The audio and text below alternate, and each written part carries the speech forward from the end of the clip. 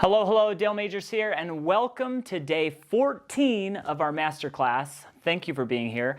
The homework from last time was to program your avatar, to decide all those little things that you would want yourself to do in an ideal situation. And today we're going to follow up on that with a morning routine. Okay, so I really, and I say, okay, because one, I'm not really feeling awesome today. I'm not feeling at my best, but I love the morning routine. I love the power that can come from putting one part of your day, like really hyper-programming that part to be consistent, and the power that it can give to the rest of your day. Okay, so that's what we're going to talk about, and I'm going to lay out exactly how I go through my morning routine, the different elements that I have, the pain points I've had while establishing it, the things that have gone well and maybe not so well. So that's what we're going to do today. Excited to have you here. Okay, so having a routine is a high performance habit.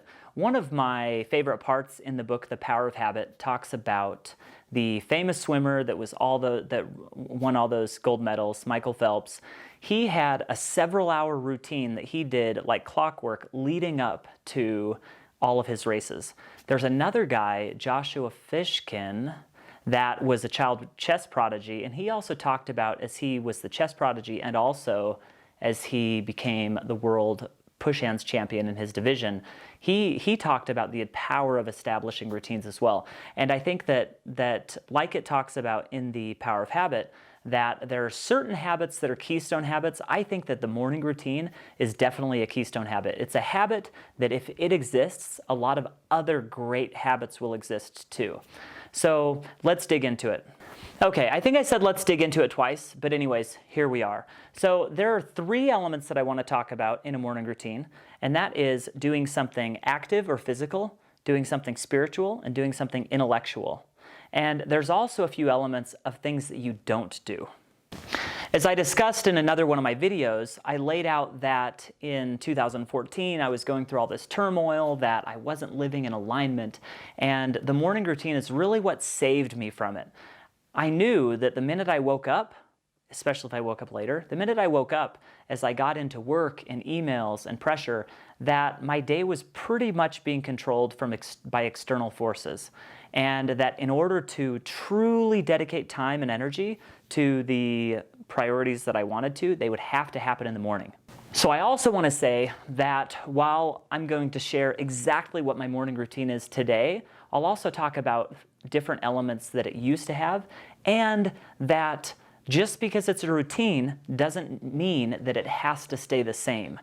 Anything that you do repetitively over time can kind of lose some of its flavor. So I would say that it's all right and probably encouraged and just okay to change your morning routine up every once in a while.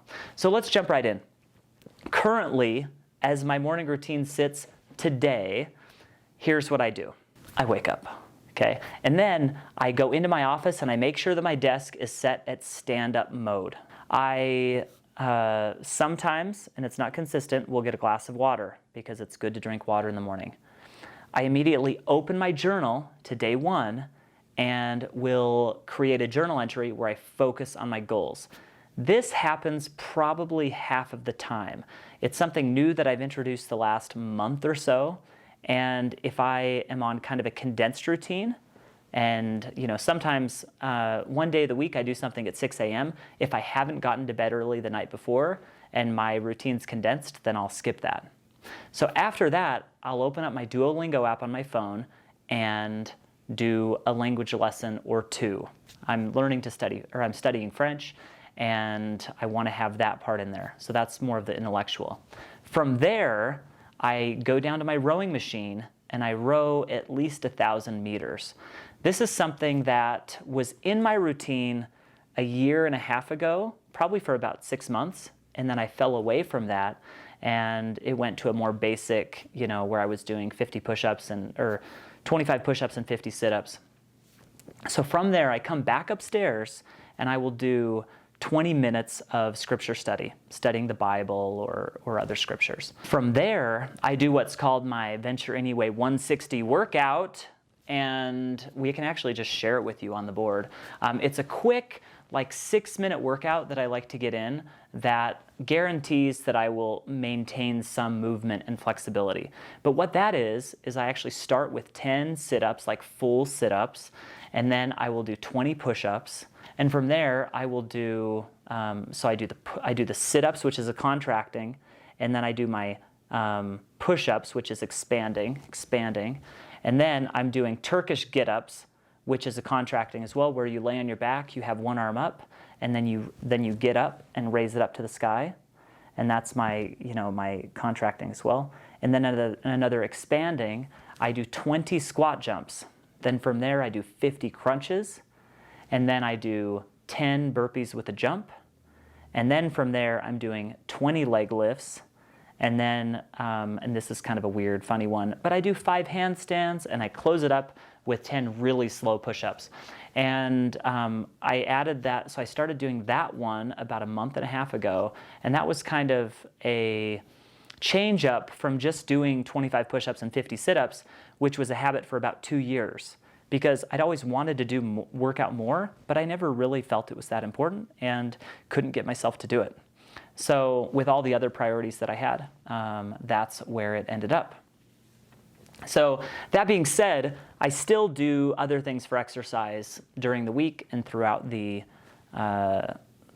just my lifestyle, whether it's playing table tennis for 3 hours a week or going to play pickleball for a few hours, or on Friday I longboarded 15 miles, and then I hiked up and down Mount Olympus. That was 6 miles, then I walked 10. So I want to be generally active, but this morning routine part is just a very small part of the workout. But that's what I do for my exercise. And then after that, I want to do something intellectual where I watch something on Masterclass. I've got a subscription for that. It's been a decent subscription, and that part of my routine really only happens like 1 in 4 times. If time is cut short, then that's the one that falls out. So I really have core parts of my morning routine. And so other people may be more disciplined and way more awesome than me in their ability to stay consistent with it. But what I found is that keeping a 1-hour section of your morning cut out to where you can do your own things. Get your scripture study and something spiritual, right? Your goals and writing down and just thinking about your purpose and where you want to be. Make sure that happens. Do something intellectual like learning a language or learning about some type of new skill. And doing something to move and be active as a consistent part of your day. Right? For 2 years, all my morning routine all my exercise was 25 push-ups and 50 sit-ups. That's it. But even just that little workout was much better than the nothing that I had been doing before. In 2014, the morning routine that I established was reading my scriptures, writing in my journal, studying a language, and I think that was about it, where since then I've been able to maintain that hour block. So I think the most important thing you can do is set aside a 1-hour block and make sure that it's meaningful to you, that you're doing the things that are aligned with your values, and that will fill in and fit in some of those things that you really want to be doing, but if you don't prioritize them, they won't happen, especially once the day begins. So this is your time to put those activities into your day that may not otherwise get there. One other thing that will help your morning is to create a don't do list. So I really like to think about myself being in 2 modes. I'm either in creation mode or I'm in consumption mode.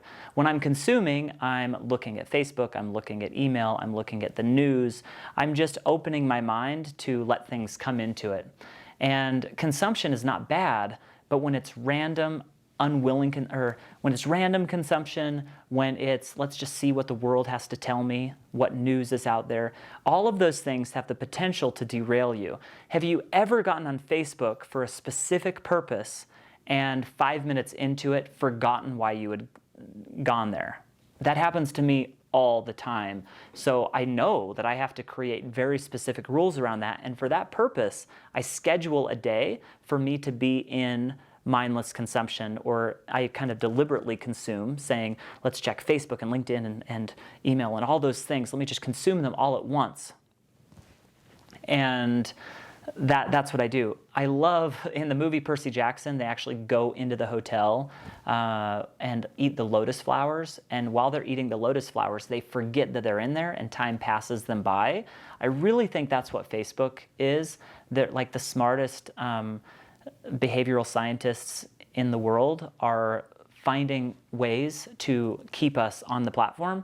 So I really think that we have to treat it with a lot of care and be really careful what we give how we give our attention and how we give our time to Facebook. So the most important thing is for a morning routine is to not let yourself get distracted from it. So I intentionally don't get on Facebook, I don't look at LinkedIn, I don't look at my email in the morning. Sometimes I'll see Skype because I have an employee in the Philippines. But in general, I really try to just have my morning be me time. Okay, so I want to reiterate that the most important part of a morning routine is actually having one that you are engaged in. And it's okay to create one and modify it as you go. But just create the habit of having something where you say, by doing this, I'm going to be centered for the day. I'm going to feel good about remembering certain priorities that I have. I'm going to start off on the right foot. That's the most important thing, and it's okay to change it up. So the homework for today is to define and write out your morning routine. Define your morning routine, write down minute to minute how you're going to spend that time. Give yourself a few buffer minutes between each activity and then block it. And like I say, that your morning wake-up time is dictated by your dinner time. So wake-up time is dictated by your dinner time, especially if you have family. If you need to sleep, sleep's so important, so get enough sleep. Don't sacrifice sleep to make this happen, in my opinion.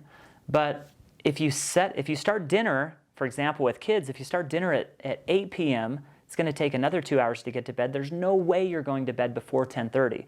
Or if you start at 6, you can get the kids to bed by 8:30. You can wind down and be to sleep by 9:30. 7 hours later, it can be 4:30 and you can be starting your day.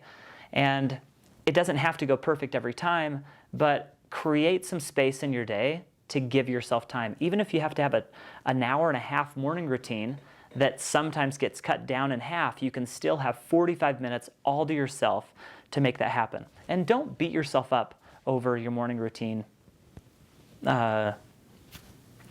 being cut down sometime. The most important thing is to just block that out.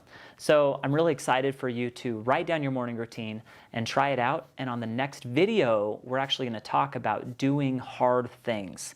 And we'll talk about how and why I started doing cold showers and how I ended up doing a 7-day water fast, which was a lot of fun, and I'm excited to tell you about it on the next video. So thank you for being with me, and I hope that my low energiness didn't get you down, but that the power of the morning routine came through.